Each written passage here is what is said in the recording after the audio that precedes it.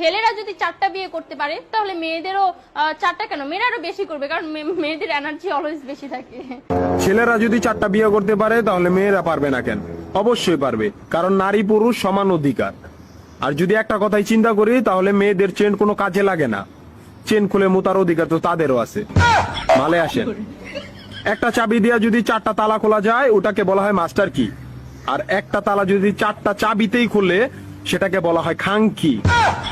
ধরেন আপনি 4টা ইঁদুর পালেন, আপনার কাছে গর্ত আছে একটা, বাহিরে অনেক বৃষ্টি, বুঝেনি তো ওয়েদার ডিমান্ড, এখন 4টা ইঁদুরের একসাথে গর্তে ঢুকতে হবে, তখন আপনি কি করবেন?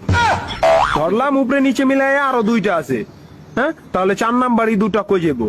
কানের ফুটা দা না নাকের ফুটা দিয়া? হ্যাঁ, তার মধ্যে মাসের মধ্যে 7 দিন থাকে লকডাউন। আমি মানি, আমি না শুধু সবাই মানে, মেয়েদের অনেক পাওয়ার, মেয়েদের অনেক এনার্জি। তাহলে দেশের মধ্যে ঘন ঘন লোডশেডিং হয় কেন? আমার মাথায় কোনোভাবেই ঢোকে না। একটা ছেলে যদি 4টা বিয়ে করে, 4টা ঘরে যদি 10টা সন্তান থাকে, তারপরে বাপের নামে একটাই থাকবো।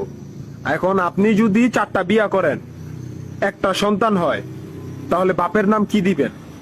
সলিমুদ্দিন, কলিমুদ্দিন, আনোয়ার, মনোয়ার, নাকি গড়ে মিলাইয়া জানোয়ার? আপনি কি নারী না ঢাকা শহরের লোকাল গাড়ি?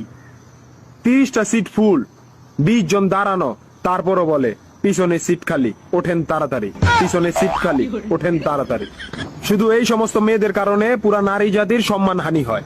আমাদের উচিত সিটি কর্পোরেশনের কুত্তা মারার ইনজেকশন দিয়া এদেরকে মেরে ফেলা, যাতে এদের জন্য অন্য কোনো মেয়েদের কেউ খারাপ নজরে না দেখে। মারানি কোনানকার।